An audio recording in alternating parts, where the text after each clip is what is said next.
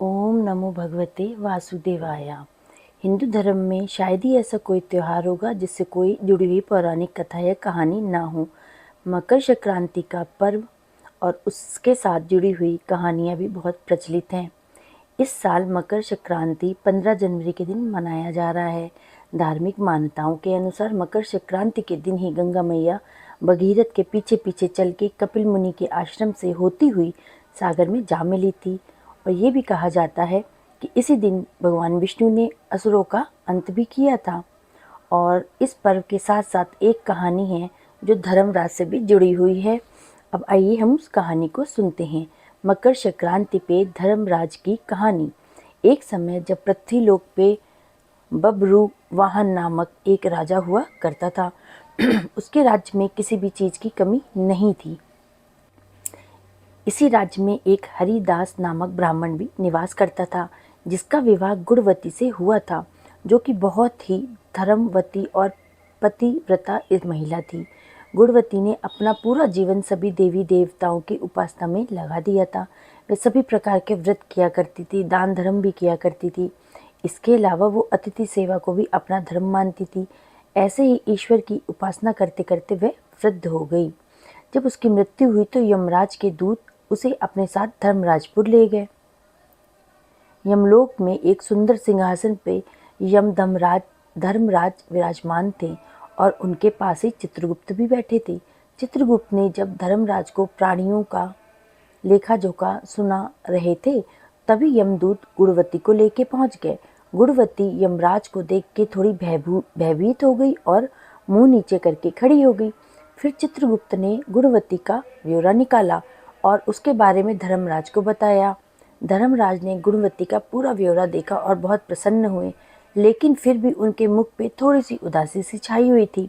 ये देख के गुणवती ने पूछा, हे प्रभु, मैंने तो अपने जीवन काल में सारे सत्कर्म ही किए हैं, फिर भी आपके मुख पे उदासी छाई हुई है, इसका कारण बताइए। प्रभु, मुझसे कोई भूल हो गई है क्या? तो धर्मराज ने कहा, हे देवी, तुमने सभी देवी देवताओं के व्रत किए हैं, उपासना की है, लेकिन कभी भी तुमने मेरे नाम से कोई पूजा और पाठ या दान नहीं किया। धर्मराज की बात सुनते ही गुणवती ने क्षमा याचना करी और कहने लगी, हे प्रभु, मुझे आपकी उपासना के बारे में कुछ नहीं पता था। कृपया करके ऐसा कोई उपाय बताइए प्रभु, जिससे कि सभी मनुष्य आपकी कृपा के पात्र बन सकें। मैं आपके मुख से आपकी भक्ति का मार्ग सुनना चाहती हूँ और मेरी कामना है कि मृत्यु लोक पे वापस जाके मैं आपकी भक्ति करूँ और सभी लोगों को इस बारे में भी बताऊँ। धर्मराज ने बताया, जिस दिन सूर्यदेव उत्तरायण में प्रवेश करते हैं, यानी कि मकर संक्रांति के दिन मेरी पूजा शुरू करनी चाहिए और उस दिन से लेके पूरे 1 साल तक, जब तक मेरी पूजा करते हुए कथा सुननी चाहिए। साथ ही मेरी पूजा करने वाले व्यक्ति को धर्म के इन 10 नियमों का पालन करना अति आवश्यक है, जो कि इस प्रकार है। पहला, धीरज रखना यानी कि संतुष्ट रहना। दूसरा, अपने मन को वश में रखना और सभी को क्षमा करना। तीसरा, किसी प्रकार का दुष्कर्म नहीं करना। चौथा, मानसिक और शारीरिक शुद्धि का ध्यान रखना। पांचवा, अपनी इंद्रियों को वश में रखना। छठा, बुरे विचारों को अपने मन में ना लाना।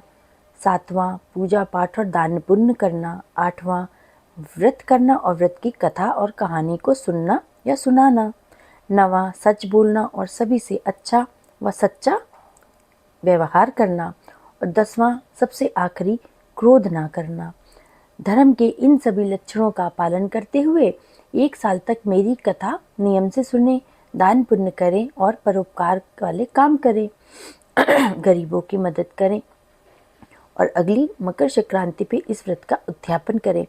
इसके बाद मेरी एक मूर्ति बनवा के विधि विधान से प्राण प्रतिष्ठा करवा के हवन पूजन करें और साथ ही चित्रगुप्त जी की भी पूजा करें और काले तिल के लड्डू का भोग लगाएं।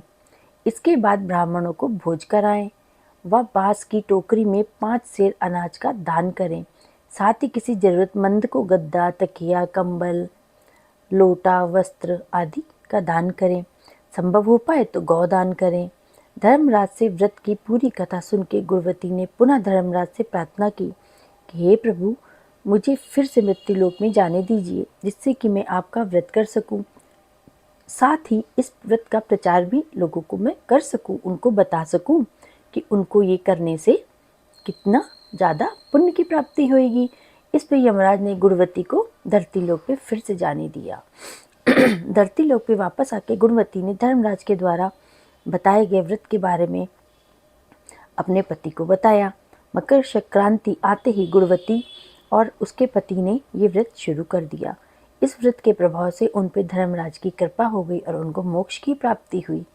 इस प्रकार से जो भी मकर संक्रांति वाले दिन इस व्रत को चालू करता है और जिस प्रकार से इस बुढ़िया ने जो सत्कर्म करे और उसको मोक्ष की प्राप्ति हुई, उसी प्रकार से हम सबको भी ये काम करना चाहिए और दान पुण्य अपने सामर्थ्य के अनुसार करते हुए हमको अपना जीवन यापन करना चाहिए, तो हमें भी मोक्ष की प्राप्ति होगी।